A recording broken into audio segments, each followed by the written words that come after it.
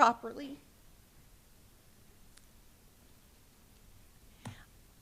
I do forgive Cheryl, and I do forgive those who were involved. But I definitely did lose a lot of confidence in knowing that there's compassion, as well as empathy in a situation, especially with an unfortunate loss of a child. And so I'm thankful for the sidebar, and I'm thankful for what I've had to go through so that no one else would ever have to go through what I went through with that. Thank you.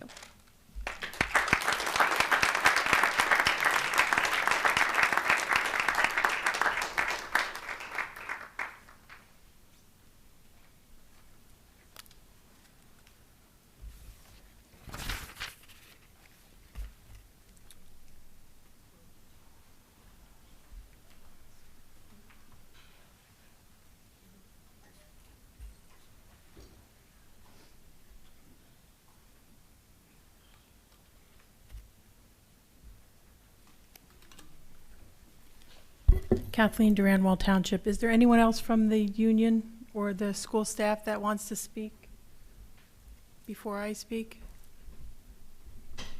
I had a lot of notes to point out stuff that I didn't have time to do on the first go-around, because you do keep limiting the conversation, and that artificially constrains what we say. But I want to say thank you to Betsy for supporting the teachers, and I want to say thank you to her for bringing the GRC case that showed Michael Gross and Brian Smythe as out-and-out liars. And for those who haven't read the decision, I'll point to page 5 of the final decision of the Government Records Council of April 30th. Liars. The board just voted okay to reappoint Brian Smythe as the records custodian. GRC says, what they did was wrong, and it was actually Mr. Gross's letter that helped disclose the fact that Brian Smythe had lied about whether there had been a conversation with the attorney about the Department of Agriculture letter. And I find it very unfortunate that both were voted on and passed tonight. But I want to thank Betsy for digging up that lie. The second thing I want to thank is the WTEA for being here tonight. All of you, even those who are not union members but came to support the union. I think you're fabulous and brilliant. And for Gail too, for helping to organize and bring the lawsuit against Cheryl Dyer's contract. And the court couldn't have been any firmer in saying that what was done was completely wrong. It was completely wrong. They shouldn't have done it even without the Lester Richens letter, because they say that on page 13, and I know Cheryl Dyer and Michael Gross have waved that around and in fact, Michael Gross waved it to the court a lot till they told him to put it down, but because they thought they could hide behind somebody else's playing a game too, and the court called them out on it. You shouldn't have done it, it says, regardless of what Dr. Richens' email instruction was, you shouldn't have done it. It was wrong. It was an illegal, flawed strategy, page 14. And I just want to say thank you to Gail for supporting me when I pointed out the errors in the contract and the errors that would follow, the problems that would flow from renewing the contract. I just want to say thank you. The rest of it can bide another time. My heart breaks for the stories I've heard tonight, and I think you should all be ashamed. I think your votes tonight were shameful, and I think in the face of what I heard tonight, you should be hanging your heads as you walk out. Thanks.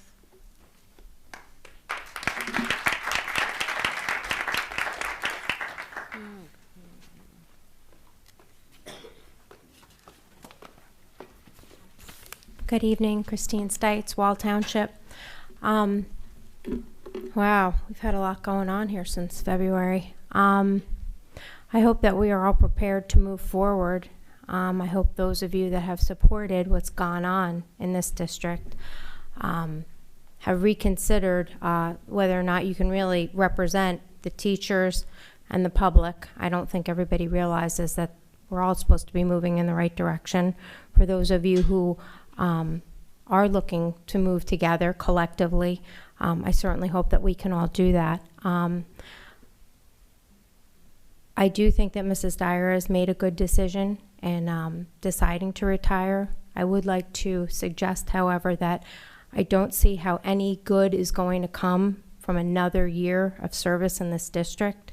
And I would certainly encourage her to consider using the 120-day clause and perhaps consider leaving earlier. I don't think after what we've heard this evening that we are going to make progress, and I don't think that we can afford to burn through any more time.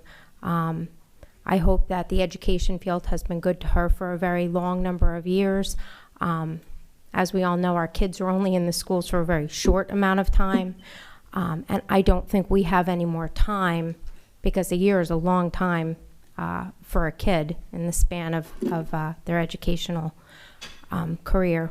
I really hope that we're all going to be moving forward, and I hope that the members of the board all just really do some good self-reflection and determine whether or not you are prepared to represent the public, represent our administrators and our educators, because we've gone pretty far off track here. And I hope that we get back on track again, because that's what Wall Township deserves, all of us collectively. Thank you.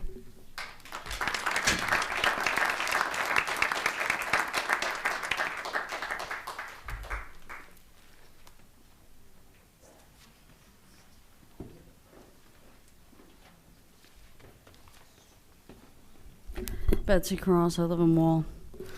Can I have a show of hands of who knew on the board that Cheryl was going to announce her retirement tonight? Ms. Conley, I'm sure you did. Anybody else? Anybody know?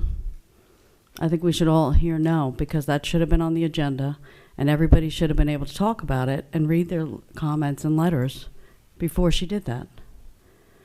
Would you have voted for the attorney if you had heard all those letters? These people... This is why you don't hire this attorney. This is why you don't hire Brian Smythe to be the custodian of records. You have a contract and you put it in there. I think we'll get a petition going around. Ms. Dyer, you need to put in your 120 days notice. What you just did was beyond the pale. I think, you know, everybody was tricked into, rehire Michael Gross. I mean, the corruption is nuts.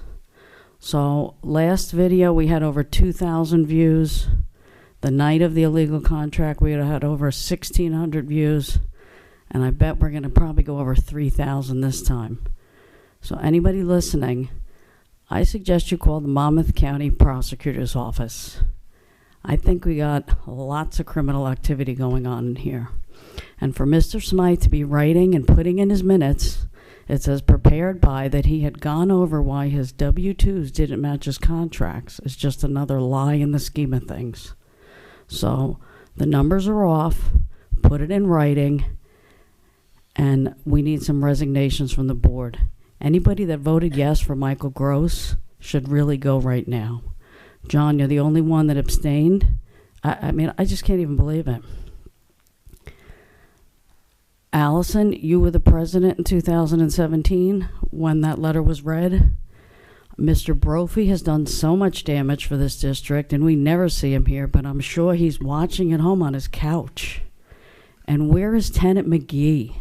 The damage he did. All these people, all big talk when they're sitting up there like you, Dory, and years from now, we'll be saying, God, can you remember when Dory was on the board and all the dumb things that happened then? I mean, all your instant messages that you set out threatening a parent. Now I have people videotaping me in a bar, a prior board member. What in the world is going on here? This is really getting scary. And to think that you're rehiring Michael Gross, you're approving Brian as the custodian of records, is crazy. Ms. Dyer's explanation of the vote on May 7th, who cares? We need Mr. Gross's interpretation, which he never even gave us. He was like, a bubbling fool, I hear, in court when he was trying to defend it, while he's racking up his $230,000 in attorney fees and $41,000 just for the illegal contract. And who's going to pay for the illegal investigation of Cheryl Dyer by the lawsuit by Sue Parsons? Think we're going to pay for that? No, you pay for it. You did the legal investigation, not us. June 12th, 2017, I sent you all an email. Allison, you didn't even reply, because that's how you are. Everything goes into the little black hole, and you just, God knows what you do up here and who you're doing it for, but you're not doing it for us. And you weren't even paying your taxes. And here you want to be the president. You hadn't paid your taxes when you voted on her illegal contract. It's a disgrace. I asked for Michael Gross to give the difference between the yes and the no contract. I don't think that contract was coming back.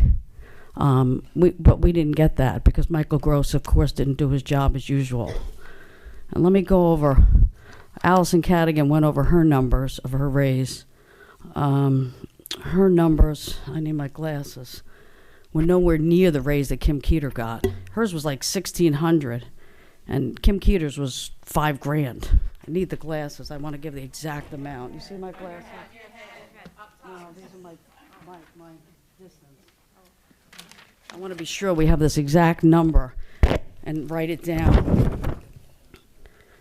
So, Allison Cadigan got a $1,688 raise, and Kim Keeter got $5,135, her retroactive pay back to July. What a disgrace to all the staff here. Thank you, Mrs. Cross.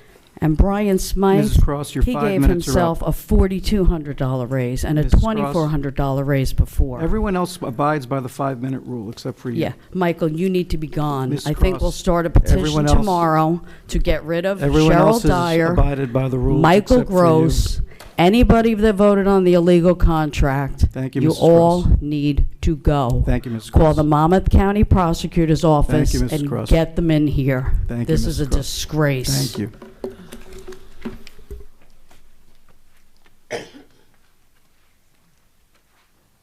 Anybody else for public comment? Okay, seeing none, we will close public comment. Questions or comments from the board? Yes. Okay. Before you begin, I'm turning the meeting over to Mrs. Wadniak for a minute because I have to use the ladies' room.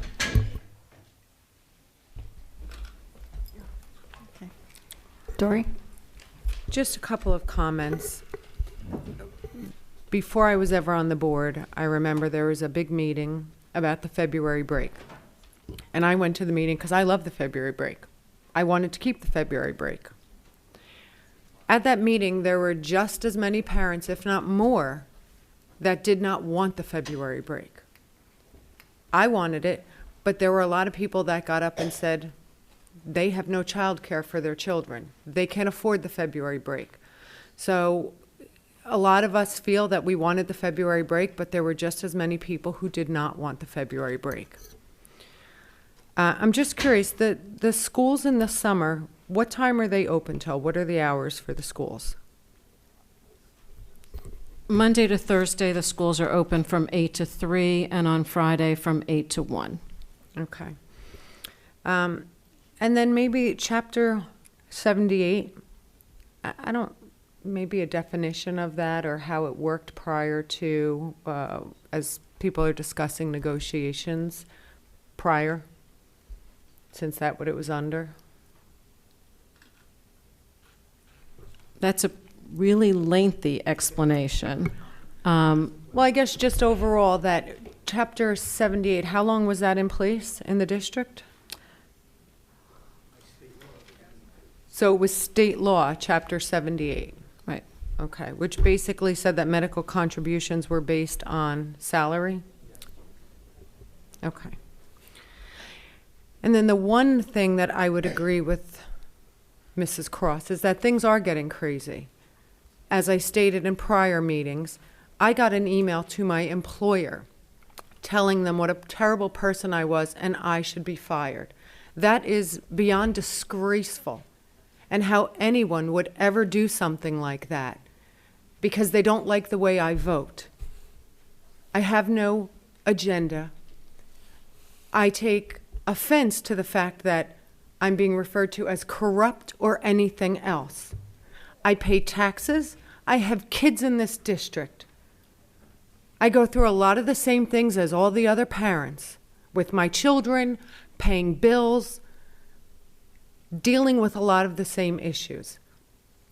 I volunteered my time to be on the board, not realizing at the time how much it would take out of someone. There are things that have happened in the past that I wasn't on the board for. Mr. Sullivan wasn't on the board. We have people bringing up items from 2004. That was 14 years ago.